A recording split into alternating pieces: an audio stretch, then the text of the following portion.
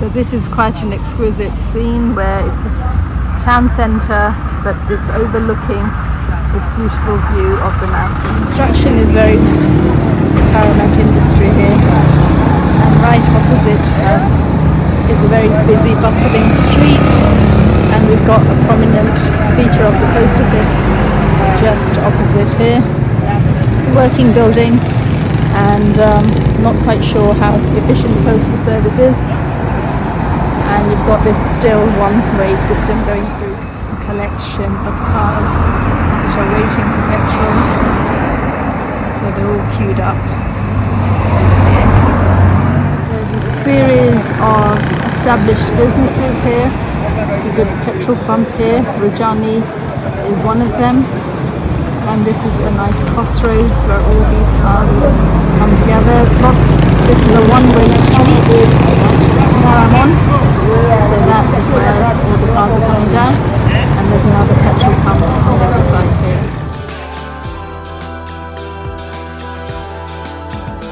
So corporate shopping smart seems to be a prominent building here as well in Malawi. It's done a good job in bringing attention. It's a food shop. And next door to that is some more trading organisations. It's a vibrant.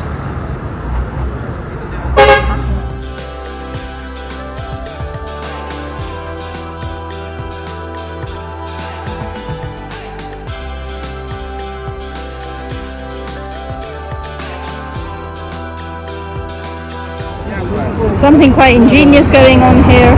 We've got a seller who's on one of our bicycles that's been adapted to hold a stand, and he's selling plants.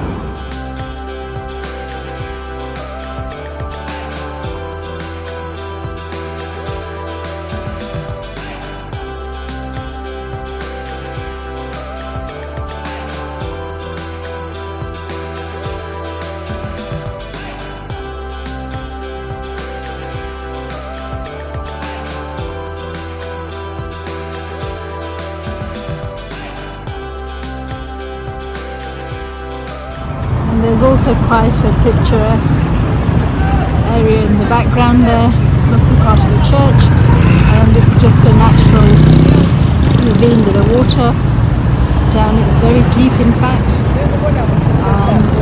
but it is dry at the moment. The rains haven't really kicked in. Then you've got all this is part of the road network here. This particular junction is called Clock Tower.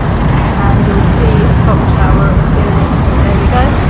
Just there, and that's where it's named to rise from. And this is the route towards one of the main hospitals here and towards what they call bus station. Coaches go into another country like South Africa, Mozambique. Here next to the riverside where there's good access to water, the vendors tend to set up their little nurseries, garden nurseries, where there'll be a whole selection of flowering plants, trees that they sell.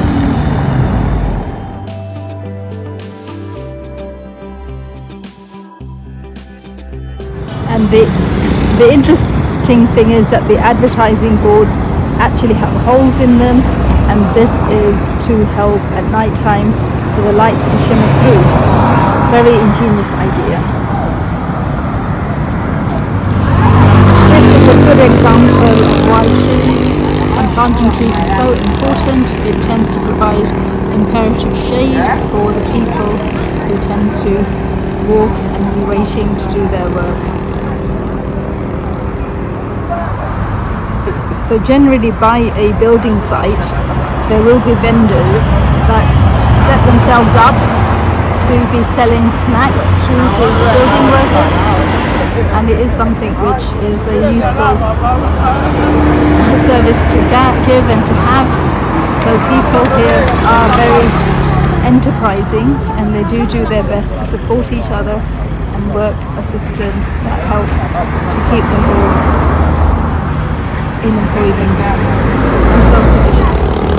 Okay, so Build Africa has also become a local landmark. This is where they're doing interior designs, furniture and household goods which they sell, and DIY materials, building materials. So it's right opposite the petrol station, and this is a very prominent location now. And outside all these prominent locations you'll always find these agents which convert mobile money into cash. Now the greater tragedy of these type of huge buildings that have been put up is that they have destroyed all the trees that would have been in the vicinity.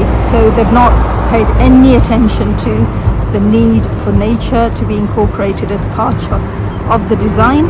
Now if we look at the street opposite, it gives you an idea of just how luscious and green this area would have been once upon a time. And it's a complete shame and tragedy that there's been no acknowledgement of trees and the need for nature. Again, you can just see how important just the presence of trees are to this whole area, and it's providing such an amazing amount of shade to this whole region. And this is why it's important to